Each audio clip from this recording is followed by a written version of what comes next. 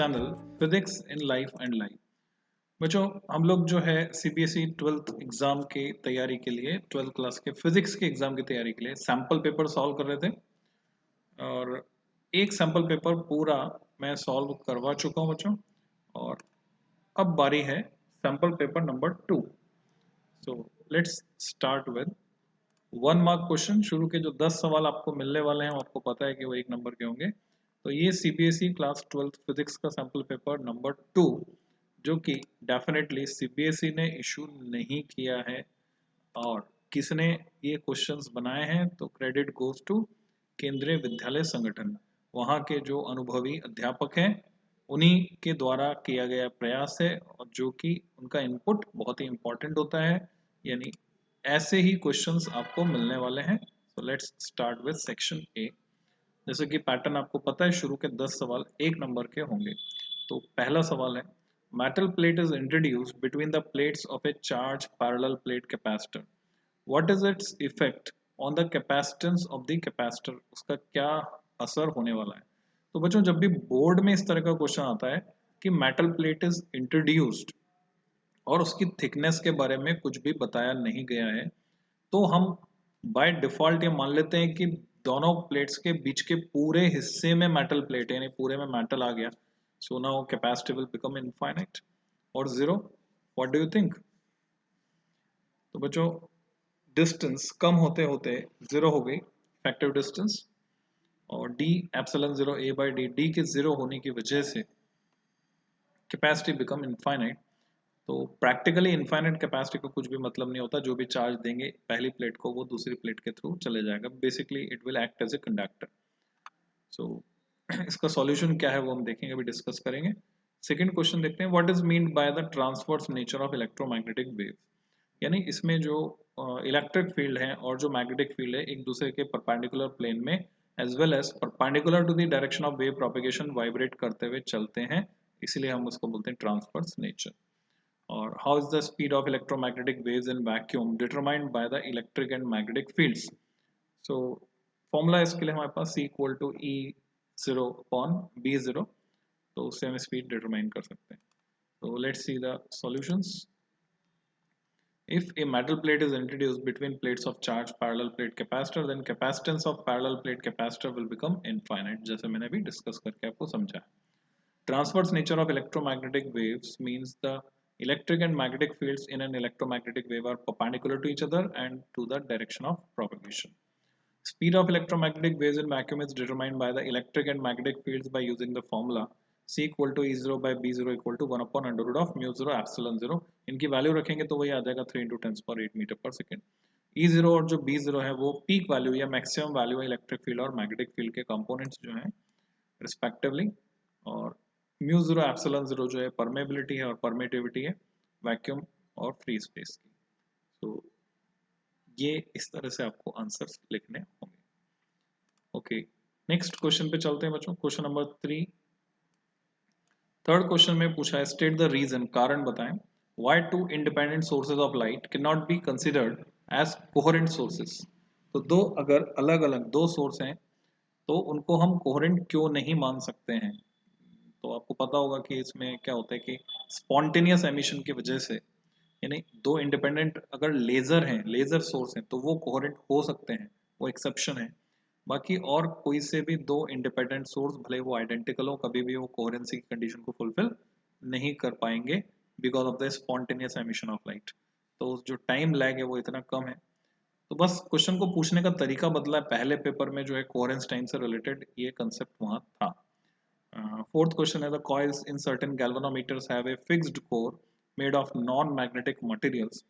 Why does this oscillating coil come to rest so quickly in such a core। ठीक है, non magnetic material होने के बावजूद rest पर कैसे आती है। तो हमें पता है उसके सेंटर पर एक आयरन सिलेंडर लगाया जाता है और वो फ्लक्स को इफेक्टिव बनाता है, ये हमें पता है। और जैसे मुझे याद आ रहा है हिंदी में कहते हैं रुद्ध दोल धारामापी, यानी डेड बीट गैल्वेनोमीटर। तो डेड बीट बनाने के लिए क्या करते हैं बच्चों, ये जो कॉइल है इसको लपेटा जाता है हल्के मेटलिक फ्रेम पर, हल्के मेटल के फ्रेम पर, जैसे कि एल्यूमिनियम वगैरह। और उसमें डेवलप होने वाली जो एडी करंट्स है वो एडी करंट सपोज करती है इसके मोशन को और वही मदद करती है इसको क्विकली रेस्ट पर आने में। So eddy currents are responsible here. और में है ऑप्शन में, और नहीं है एक्चुअल में, ये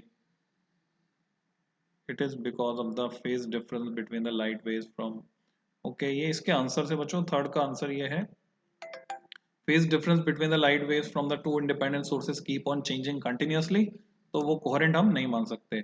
और दूसरा वाला जो है restoring torque due to eddy current in core tries to restore the coil back to its original position and thus bring it quickly to rest। तो मैं यहाँ पे करेक्शन करना चाहूंगा, it is not core. Core में eddy current, क्योंकि वो जो सिलेंडर लगाया हमने सेंटर पर, वो सिलेंडर मूव नहीं करता है, कॉइल मूव करती है खाली, है ना। एक्चुअल में आप खोल कर देख सकते हैं इसका कंस्ट्रक्शन, मैं दिखा भी सकता हूँ आपको। तो खाली कॉइल मूव करती है और कॉइल जो है हल्के मेटल के फ्रेम पर हम लपेट देते हैं, उससे ये होता है। तो वैसा हमें आंसर लिखना है। So some sort of correction you can say, two parallel conducting wires carrying current in same direction, ये और वाला क्वेश्चन है, ठीक है, फोर्थ वाले का और वाला पार्ट है। Two parallel conducting wires carrying electric current in same direction attract each other, explain why। तो आपको याद हो तो रॉजेट्स स्पाइरल करके ब्लू बॉक्स में एक आर्टिकल था, वो हमने डिस्कस किया था। तो like currents attract each other, ना कंसेप्ट उल्टा है, like poles repel each other but like currents attract each. पांचवा सवाल है, when monochromatic light travels from one medium to another its wavelength changes but frequency remains the same, explain. Correct है, frequency जो है medium change होने पर change नहीं होती, उसको हमें समझाना है। और सिक्स में, right the relationship of de Broglie wavelength lambda associated with a particle of mass m in terms of its kinetic energy E। तो बारी बारी से हम तीनों सवालों को देख लेते हैं बच्चों। सबसे पहले क्वेश्चन नंबर 4 का और part, the current through one conducting wire produces magnetic field and the other parallel current carrying wire experiences force due to this magnetic field। जैसे कि हम डेरिवेशन में कैलकुलेट करके निकालते हैं, म्यू 0 I1 I2 अपॉन 4 पाई r में हम calculation करते हैं। The application of Barrett-Savart law tells that when the current in the two wires in the same direction, अगर दोनों की वजह से करंट सेम डायरेक्शन में होगी, the two wires attract each other। और ये हम फ्लेमिंग्स लेफ्ट हैंड रूल और राइट हैंड स्क्रू रूल दोनों को कंबाइंडली यूज करके डायरेक्शन के बारे में कंक्लूजन निकाल सकते हैं। F M equal to I L cross B से, और B equal to mu 0 I upon 2 pi R, इन दो फॉर्मूले से हम ये निकाल सकते हैं। मोनोक्रोमेटिक लाइट की बात करें, because the refractive index for a given pair of media depends on ratio of wavelengths और velocity of light in the two media, not on frequency. और म्यू चेंज हो रहा है उससे कोई फर्क नहीं पड़ेगा, because the frequency of light depends on its source. ऐसा हम लिख सकते हैं। या हम ये बोल सकते हैं कि मीडियम के पार्टिकल पर जब वो वेव जाकर इंसिडेंट हो रही है तो मीडियम के पार्टिकल भी उसी फ्रीक्वेंसी से वाइब्रेट करना शुरू कर देंगे, तो रिफ्लेक्टेड और रिफ्रैक्टेड लाइट की फ्रीक्वेंसी भी सेम होगी, तो फ्रीक्वेंसी चेंज नहीं होगी। सिक्स्थ वाले का answer, relation between kinetic energy and linear momentum, हम जानते हैं K equal to p square by 2m होता है। ओके, तो रिलेशनशिप डी ब्रोगली वेव में लैम्डा, उसको एनर्जी से लिंक करके हमें ये रिलेशन बताना है। तो P is momentum, K kinetic energy, M mass, तो P under root of 2m k हो गया, तो D Broglie wavelength. Lambda h by p होती थी, P की जगह हम under root of 2m k या 2m e लिख सकते हैं, जहाँ पर k e के बराबर हो गया। तो this is the relevant respective formula. Okay, so now next question, seventh, define binding energy of A nucleus, बंधन ऊर्जा को परिभाषित कीजिए, नाभिक की बंधन ऊर्जा। और में है, which one is unstable among neutron, proton, electron and alpha particle, इनमें से कौन सा अनस्टेबल है। तो हमें पता है न्यूट्रॉन जो है बच्चों वो outside the nucleus it is unstable.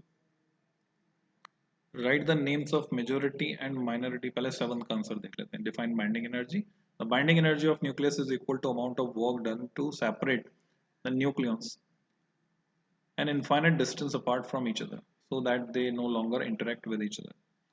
या न्यूक्लियस को बनाने में जो ऊर्जा मुक्त होती है, जो एनर्जी फ्री हो जाती है, वो बाइंडिंग एनर्जी कहलाती है उस न्यूक्लियस की, क्योंकि इसमें कुछ मास डिफेक्ट आता है, यानी न्यूक्लियस का मास ज़्यादा होता है, न्यूक्लियस का मास कम होता है, और ये जो डिफरेंस है मास का वो एनर्जी के फॉर्म में रिलीज हो जाता है। और पोर्शन वाले की बात करें, which one is unstable, neutron is unstable among the four, it decays into proton, electron and anti particle called anti neutrino, जो कि पॉली ने बताया था। Right the names of majority and minority charge carriers P type semiconductor. तो P type में majority charge carrier आप जानते हैं कि होल्स होते हैं, माइनॉरिटी चार्ज कैरियर इलेक्ट्रॉन्स होते हैं। Name the SI units of magnetic flux and magnetic induction. Magnetic induction magnetic field को ही कहते हैं, उसको टेस्ला में नापते हैं, और मैग्नेटिक फ्लक्स को हम weber per metre square sorry weber में नापते हैं, या टेस्ला इंटू मीटर स्क्वायर में नापते हैं, क्योंकि 1 tesla is weber per metre square, ऐसे करके हम लिंक करके बता सकते हैं। तो 8th एंड 9th का सॉल्यूशन हम देख लेते हैं। Majority carriers holes, minority electrons, ऐसे unit magnetic flux weber and magnetic induction weber per metre square, या tesla. Okay, next is question number 10. Which type of biasing is there in the following diode? N side को 0 मिल रहा है, जबकि P side को -2, यानी P side को कम मिल रहा है, that's why it is reverse biasing. तो बच्चों ये सारे क्वेश्चन थे स्ट्रेट फॉरवर्ड, ये हमने डिस्कस किए 10 सवाल एक एक नंबर के। इसी तरह के प्रश्न आपको मिलने वाले हैं आपके एग्जाम में, चाहे वो राजस्थान बोर्ड का पेपर हो, चाहे यूपी बोर्ड का हो, चाहे सीबीएसई का हो।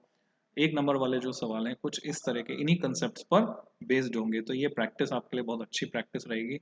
लिख लिख कर प्रैक्टिस करने की जरूरत नहीं है, एक नंबर वाले सवालों को लिखकर आपको प्रैक्टिस करने हैं 2 नंबर, 3 नंबर और 5 नंबर वाले सवाल। जो कंसेप्चुअल छोटे क्वेश्चन है, पार्ट्स वाले छोटे छोटे, वो ऐसे पढ़कर तैयार हो जाएंगे। सो निश्चिंत रहें एंड हैप्पी लर्निंग। तो मिलते हैं बच्चों नेक्स्ट लेक्चर।